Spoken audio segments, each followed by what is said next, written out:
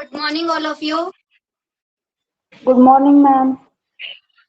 Good morning, ma'am.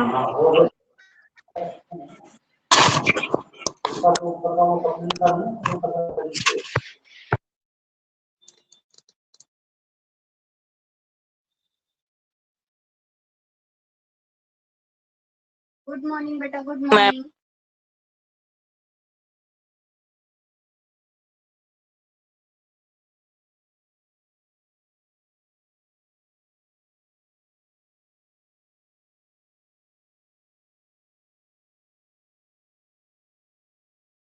Good morning, beta. Good morning, ma'am. Morning, ma'am.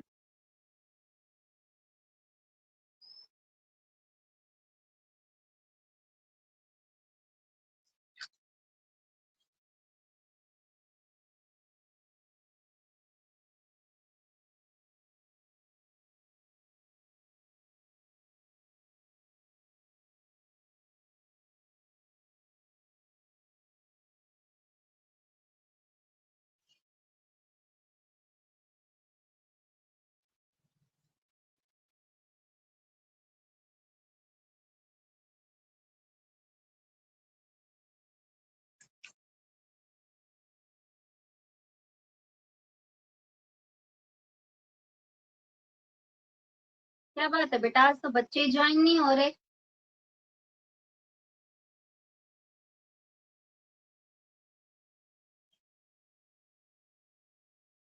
मेरी आवाज आ रही है बेटा? Yes, ma'am. Yes, ma'am. Okay. अभी तो 20 ही बच्चे हुए हैं क्लास में।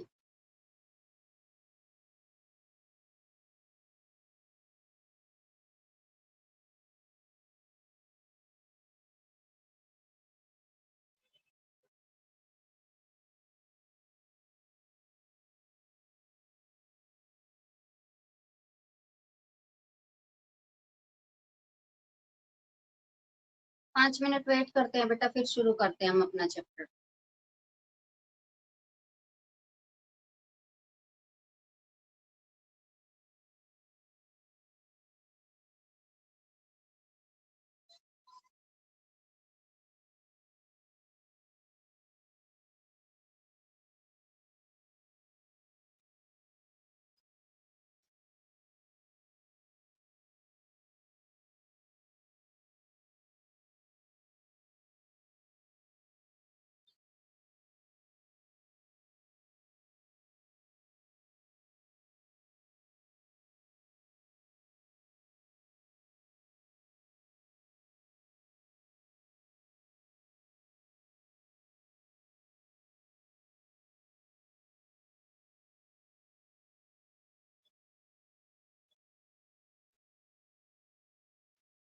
चलिए बेटा, आज हम अपना कल वाला चैप्टर कंटिन्यू करते हैं।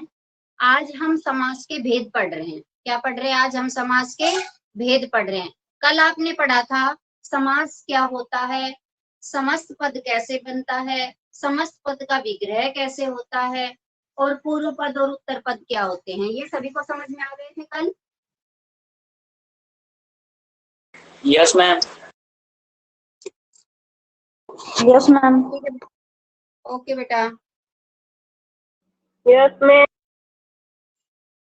आज हम पढ़ रहे हैं समास के भेद। ठीक है,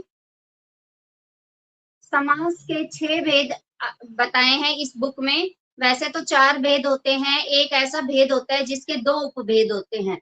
आपकी इस बुक में उनको उपभेद ना मानकर भेद ही मान लिया और सीधे डायरेक्टली जो है आपके 6 भेद हो गए समास के। तो समास के कितने भेद होते हैं? 6 भेद। कितने भेद? 6. 6। हाँ जी, 6 भेद होते हैं। अव्ययभाव समास, सेकंड आता है आपका तत्पुरुष समास, थर्ड आता है बहुव्रीहि समास, द्विगु, फोर्थ आता है आपका द्वंद्व द्वंद्व समास, फिफ्थ आता है आपका बहुव्रीहि बहुव्रीहि बहुव्रीहि बहुव्रीहि समास। और 6 आता है आपका कर्मधारय समास।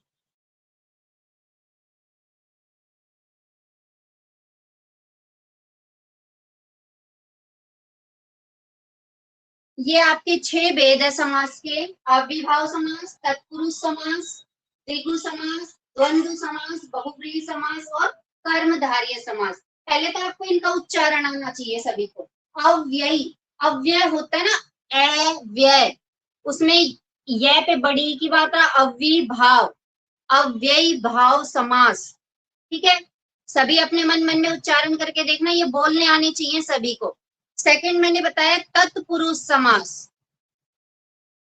ठीक है, बोल के देखोगे सभी, माइक ऑन कोई भी नहीं करेगा। नेक्स्ट है द्विगु। थर्ड है हमारा द्विगु समास। द आधा द है हमारा, द्विगु, द्विगु समास। ठीक है, फोर्थ आता है द्वंद्व। इसको अच्छे से बोल के देखेंगे सभी। द्वंद्व, द्वंद्व समास। नेक्स्ट आ रहा है बहुव्रीहि समास।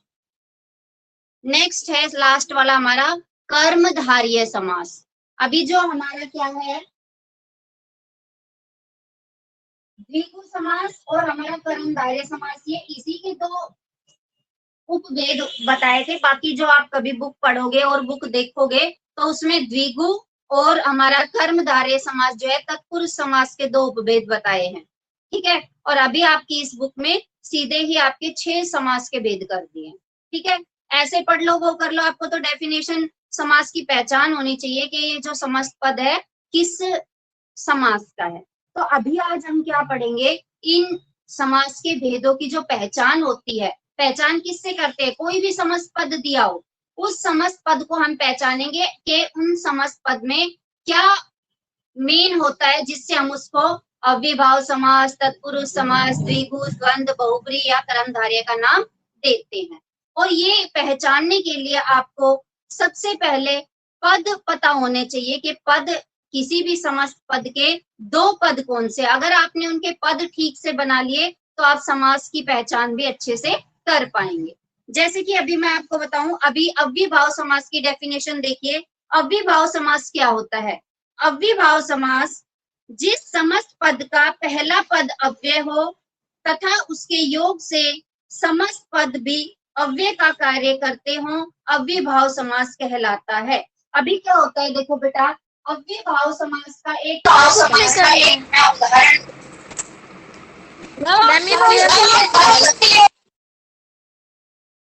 हाँ जी बेटा, मैम ये शेयर नोटबुक में करना है। अभी कुछ भी नहीं करना, अभी मैं चैप्टर समझा रही हूँ बेटा। मैम आपकी वॉइस क्लियर है।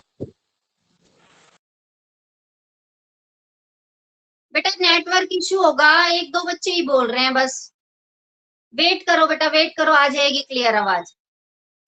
अव्ययभाव समास क्या होता है बेटा, किसी भी समास में जो हमारा समस्त पद दिया होता है, यहाँ पर समस्त पद को बिल्कुल ध्यान में रखना है। समस्त पद के 2 पद हमने बनाकर और फिर हमने क्या करना है, समास की पहचान करनी है। पहचान मैं बता रही हूँ कि जैसे अव्ययभाव समास है, उसमें क्या होता है, एक शब्द मैंने आपको यहाँ पर लिखा हुआ दिखा दिया, ये है अव्ययभाव समास का उदाहरण, यथाशक्ति। अब इसके हम 2 पद बनाते हैं, यथा और शक्ति। पूर्व पद या उत्तर पद।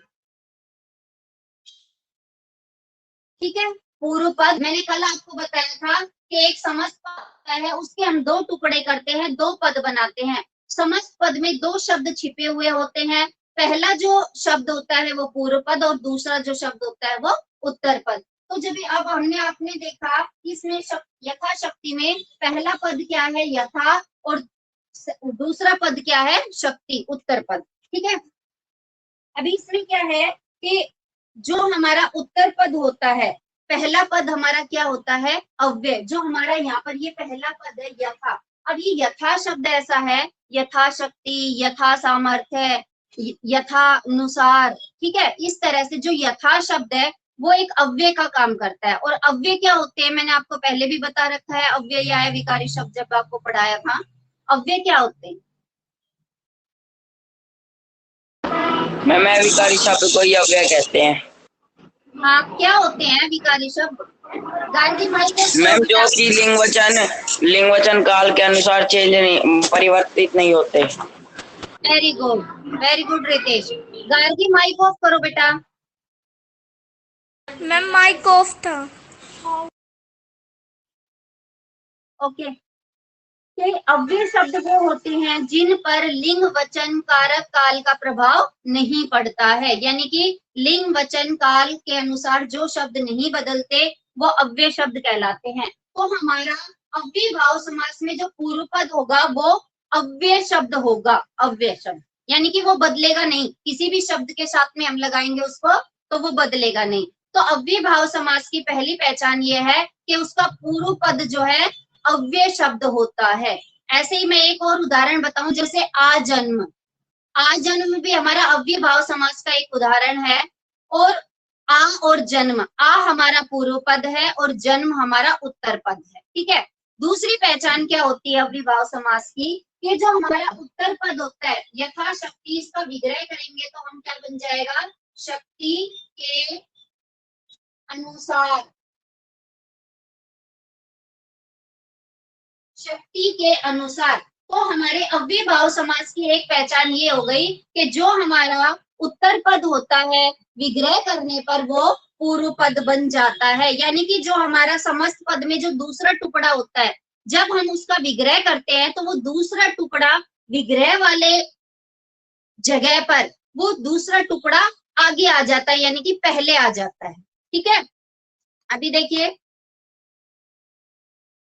यथा शक्ति, ये दूसरा टुकड़ा है शक्ति, हमने इसका विग्रह किया तो ये शक्ति शब्द पहले आ गया। कि हमारी अव्यय भाव समास की पहचान क्या है, पूर्व पद अव्यय शब्द होता है और विग्रह करने पर जो उत्तर पद होता है वो पूर्व पद बन जाता है। दो बातें याद रखनी है, पहला पद हमारा अव्यय शब्द होता है और पहला पद यानी कि पूर्व पद, और उत्तर पद जो होता है वो विग्रह करने पर पूर्व पद बन जाता है। क्लियर बेटा? ऐसे ही आप उदाहरण, जैसे कि आपको बहुत सारे मिक्स उदाहरण दिए, मैंने आपको सारे समास पढ़ा दिए, फिर आपको समस्त पद दे दिया, और जब मैं आपसे पूछूंगी कि ये जो शब्द है ये किस उदाहरण का है, तो आप उसके पद बनाकर उसकी डेफिनेशन को यानी कि उनकी पहचान को उनमें पुट करके देखोगे, फिर आप बताओगे कि ये समस्त पद जो है इस समास का उदाहरण है। क्लियर बेटा? Yes, ma'am. Yes ma'am. अभी अव्यय भाव समास की दो बातें सभी को पता लग गई, पूर्व पद अव्यय और उत्तर पद जो है विग्रह करने पर उत्तर पद पूर्व पद बन जाता है। ठीक है। नेक्स्ट देखिए तत्पुरुष समास। तत्पुरुष समास की डेफिनेशन देखिए, भी मैं बुक में पढ़ रही हूँ। जहां समस्त पद का उत्तर पद प्रधान हो तथा समस्त पद के दोनों पदों के बीच आने वाले परसर्ग। अब मेरे को ये बताइए परसर्ग क्या होते हैं?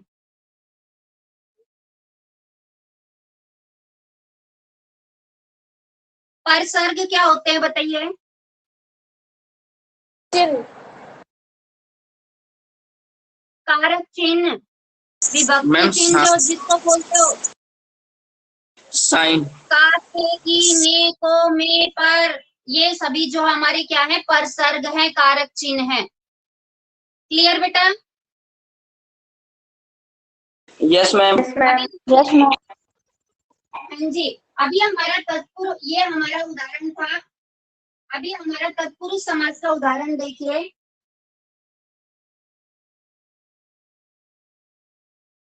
विद्यालय, इसका हम विग्रह करेंगे तो क्या हो जाएगा, विद्या के लिए आलय।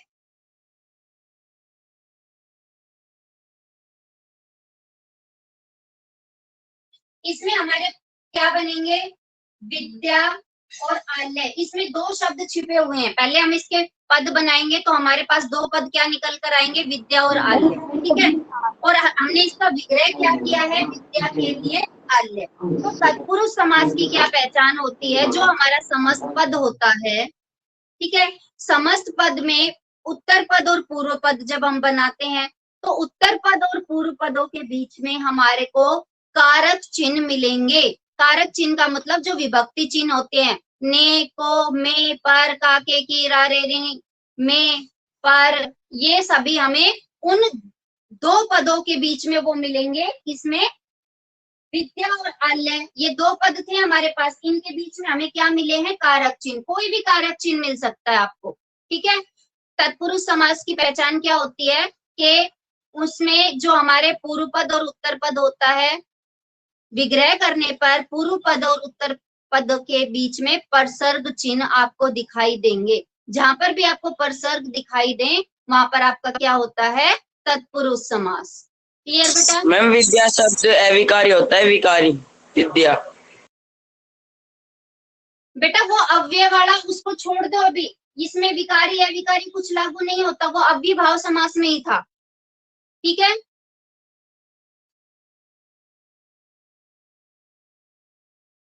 Yes ma'am. हाँ जी, वो अव्यय वाला जो था वो अव्ययभाव समास तक ही था, बस उसके आगे उसको इन्वॉल्व मत करो अव्यय को, ठीक है। आगे देखिए, हमारा तत्पुरुष समास की मैंने यही पहचान बताई है कि हमारा जो समस्त पद दिया हुआ है उसमें दो पदों के बीच में हमें क्या मिलेंगे? कारक चिन्ह मिलेंगे, ठीक है। थर्ड आता है हमारा द्विगु समास। द्विगु समास, द्विगु समास की डेफिनेशन देखिए बेटा, जिस समस्त पद का पहला पद संख्यावाचक विशेषण होता है और वह समस्त पद किसी समूह का बोध कराता है उसे द्विगु समास कहते हैं। अब द्विगु समास का उदाहरण मैं आपको बताती हूँ, जैसे है, मैं बता रही हूँ त्रिनेत्र, ठीक है। त्रिनेत्र में हमारा क्या हो गया? दो पद कौन कौन से बने? त्रि और नेत्र, ठीक है। अब क्या इसका हम विग्रह करेंगे तो क्या लिखेंगे? तीन नेत्रों वाला, ठीक है। अभी हमारे द्विगु समास की क्या पहचान होती है कि जो उसका पूर्व पद जो होता है वो संख्यावाची होता है। क्या होता है? संख्यावाची। और जो हमारा उसका उत्तर पद जो होता है वो ये इसके विशेषण का काम करता है, त्रिनेत्र। तो नेत्र हमारा क्या है बेटा?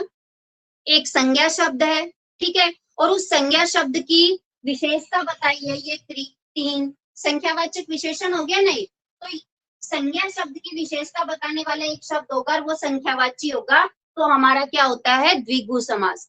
सीधे शब्दों में आप ये समझिए कि जो द्विगु समास में जो पहला पद होता है वो किस संख्यावाची होता है, अर्थात किसी नंबर को इंडिकेट करता है। जैसे चौमासा, ठीक है। चौमासा क्या होता है? चौ का मतलब हो गया चार, मासा मतलब मास, महीने, चौमासा मतलब 4 महीनों का समूह। और जो हमारा ये समस्त पद होता है वो किसी ग्रुप को इंडिकेट करता है। पहला पद क्या होता है? संख्यावाची हो, और समस्त पद जो है किसी समूह का हमें आभास कराता है, ठीक है।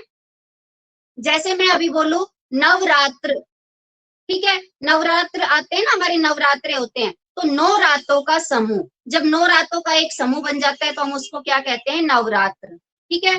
तो हमारा जो द्विगु समस्त पद ऐसा दिखाई दे जिसका पहला पद पूर्व पद जो है संख्यावाची हो, वहां पर हमारा द्विगु समास होता है, ठीक है। नेक्स्ट आता है हमारा द्वंद्व समास। द्वंद्व समास, द्वंद्व समास में क्या होता है? देखिए,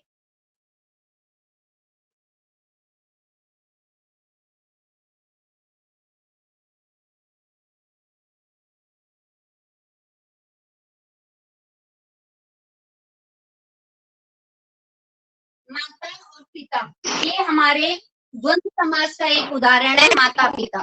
तो हमारा द्वंद्व समास में उत्तर पद और पूर्व पद होता है, वो दोनों ही प्रधान होते हैं, और जब हम उनका विग्रह करते हैं दोनों ही प्रधान होते हैं, और समस्त पद में आपको योजक चिन्ह दिखाई देगा। क्या दिखाई देगा? योजक चिन्ह दिखाई देगा। और जब हम उसका विग्रह करेंगे तो योजक चिन्ह को हटाकर उसके स्थान पर हम क्या लगा देते हैं? और लगा देते हैं। सबसे इजी समास है ये, सबसे इजी। कि आपको समस्त पद में योजक चिन्ह दिखाई देगा और विग्रह करने पर योजक चिन्ह को उठाकर जो है, हटाकर जो है हम और शब्द लगा देते हैं, माता पिता, सुख दुख, आना जाना, इस तरह। और एक और है, आपको जो ये समस्त पद दिखाई देगा ना, या तो ये एक दूसरे के विलोम होंगे या स्त्रीलिंग पुल्लिंग होंगे, ठीक है। 90% ऐसा ही होता है कि अगर आपको जो द्विगु समास का जो समस्त पद होता है वो या तो आपको स्त्रीलिंग पुल्लिंग दिखाई देगा या आपको एक दूसरे के वो विलोम दिखाई देंगे, सुख दुख, ठीक है। क्या पहचान बताई है मैंने? इसमें जो दोनों पद होते हैं दोनों ही पद प्रधान होते हैं और विग्रह करने पर जो है योजक चिन्ह को हटाकर जो है हम क्या लगा देते हैं, और लगा देते हैं, ठीक है। नेक्स्ट आ रहा है आपका बहुव्रीहि समास। बहुव्रीहि समास में क्या होता है,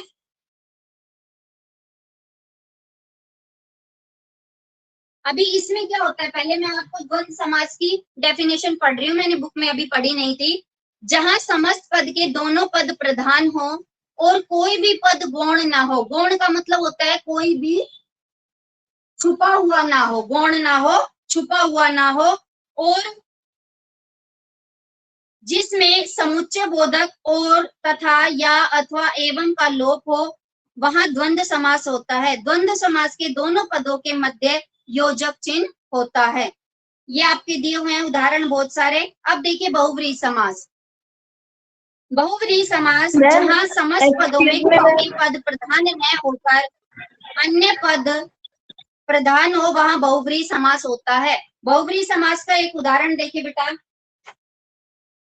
दशानन।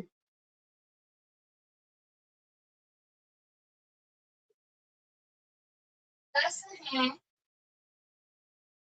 आनंद जिसके, आनंद होता है मुख जिसके। अब दशानन किसको बोलते हैं बेटा बताइए?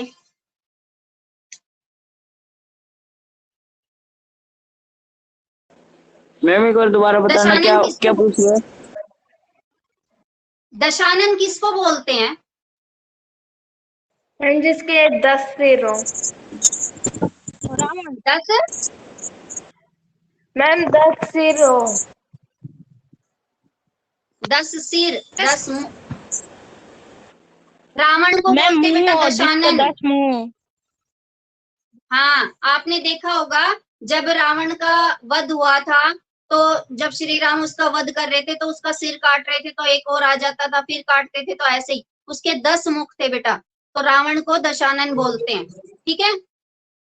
तो अभी मैंने आपको एक उदाहरण यहाँ पर दिखाया, दशानन। इसमें क्या हो जाएगा, 10 प्लस आनंद, तो हमारे पद क्या बनेंगे इसमें, 10 और आनंद। अब आप ये कहोगे मैडम कि यहाँ पर जो 10 दिया हुआ है वो तो आपने उसमें बताया था, द्विगु में बताया था, यही क्वेश्चन आएगा ना?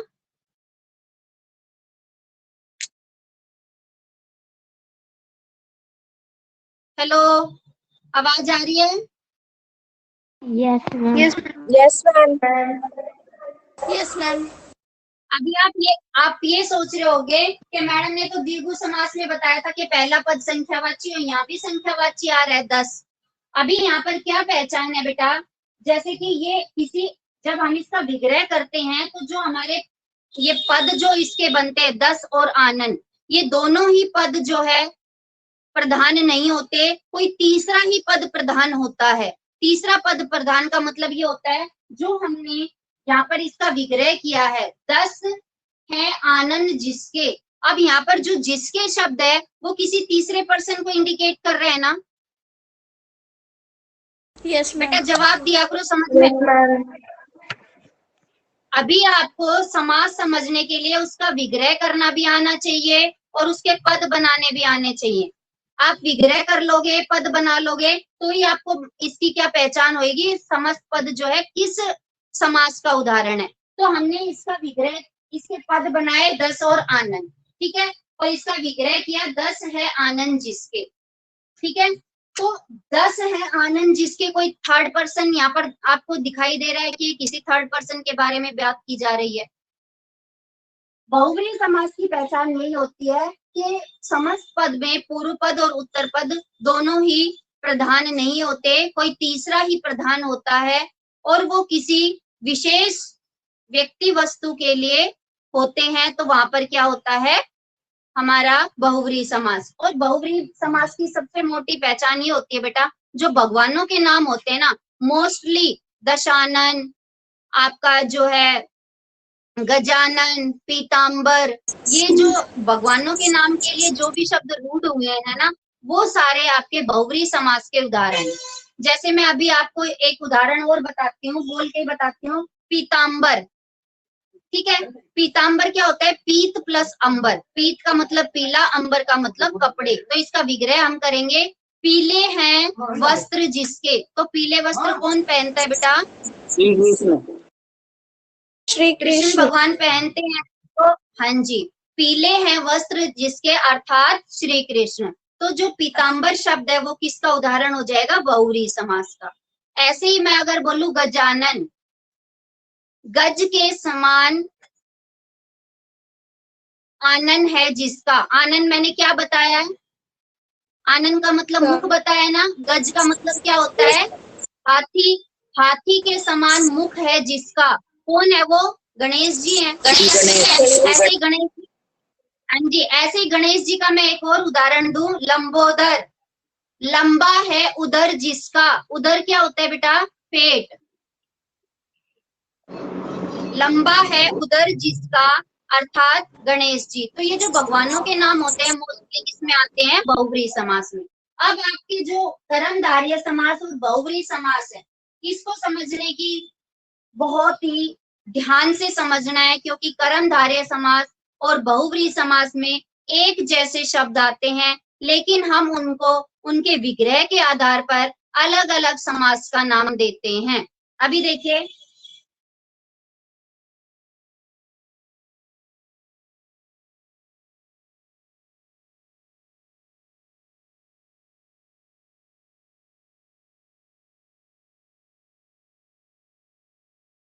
अभी देखिए, मैं एक कर्मधारय समास और बहुव्रीहि समास को समझा रही हूँ आपको क्या होता है। पहले आप कर्मधारय समास की डेफिनेशन देखिए क्या होती है, जहां समस्त पदों के दोनों पदों में विशेषण विशेष्य या उपमान उपमेय संबंध हो, वहां कर्मधारय समास होता है। अभी ये देखिए क्या बताती हूँ मैं आपको, जैसे मैं लिख रही हूँ नीलकंठ, ठीक है, पहले तो मैं इसको इकट्ठा लिखती हूँ, नीलकंठ, इसके दो पद बनेंगे, नीला और कंठ, ये समस्त पद है, ये पूर्व पद और ये उत्तर पद, ठीक है। इसका विग्रह करते हैं हम,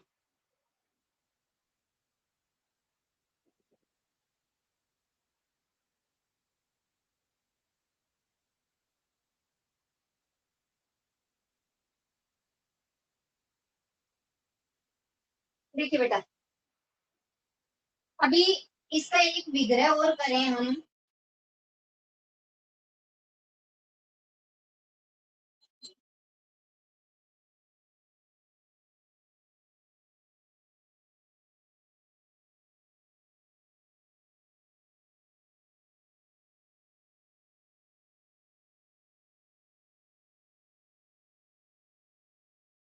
अभी यहाँ देखिए बेटा, मैंने ये लिख दिया है, अभी देखिए,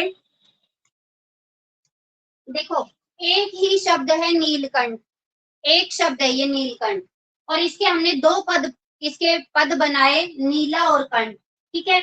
इसका विग्रह किया, नीला है जो कंठ, और एक विग्रह मैंने किया, नीला है कंठ जिसका अर्थात शिव। देखिए, जो हमारा कर्मधारय समास होता है उसमें विशेषण विशेष्य उपमेय उपमान का आभास हो, विशेषण विशेष्य और उपमेय उपमान, जैसे कि नीलकंठ मैंने बता दिया, या मैंने लिख दिया नील गाय लिख दिया, ठीक है, या मैंने लिख दिया और उदाहरण है जैसे इसमें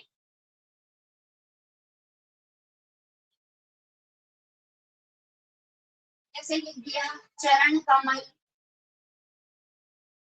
अभी ये देखिए, कर्मधारय समास में जब आप दो पद बनाओगे, दो पद बनाने से आपको जो दो पद होंगे, ये जो दो पद हैं आपके दिखाई दे रहे हैं, एक संज्ञा शब्द है, ये इसका क्या है बेटा, ये इसका क्या, ये कंठ का, कंठ की क्या है, ये विशेषता है। हाँ, ये कंठ की विशेषता है नीला, कंठ कैसा है, नीला। ठीक है, तो ये गुणवाचक विशेषण हो गया ना बेटा। जहां पर भी आपको जो हमारे पद होते हैं, दो पद बनाने पर विशेषण विशेष्य का आभास देते हो, नीला कंठ, नीला है जो कंठ, तो हमारे कर्मधारय समास होगा।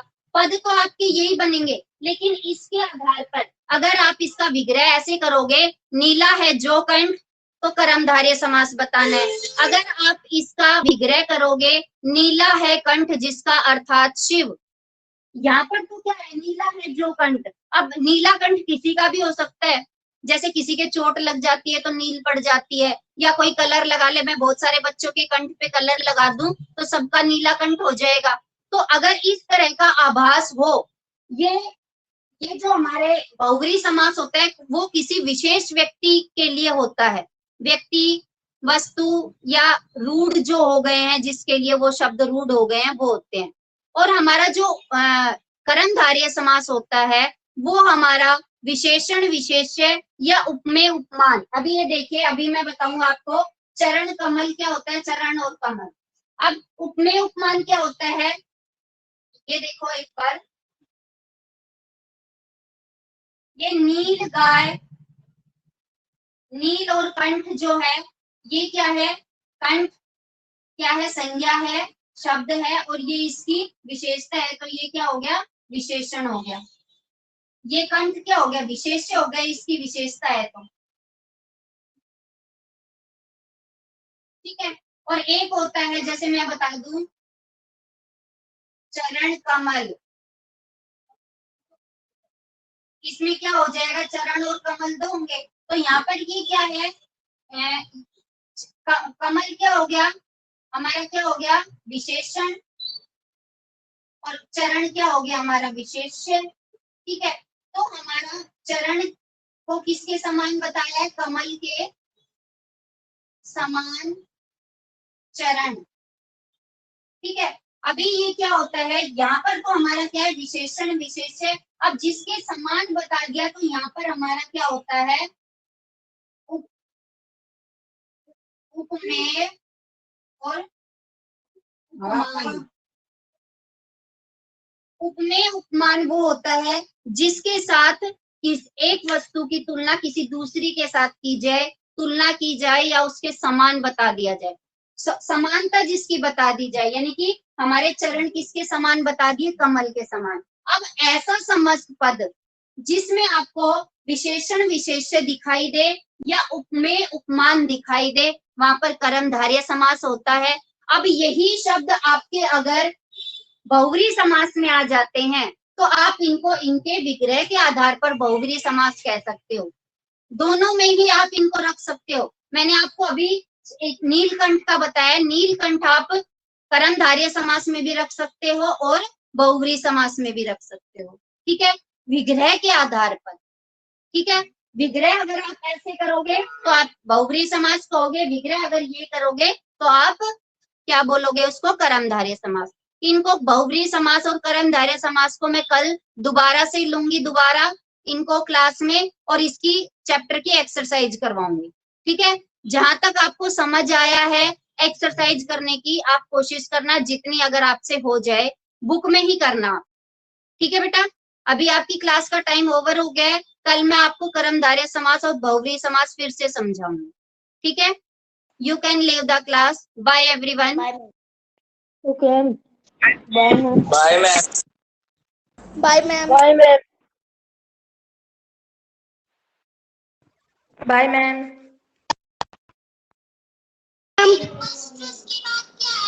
Bye everyone.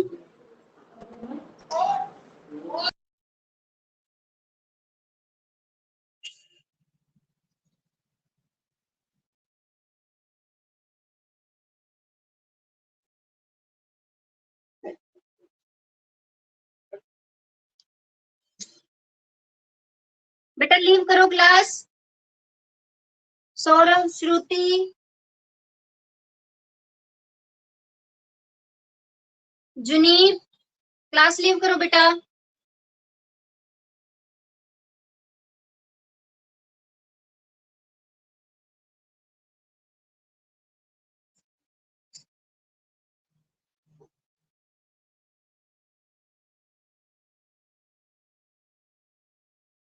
क्लास लीव कीजिए बेटा।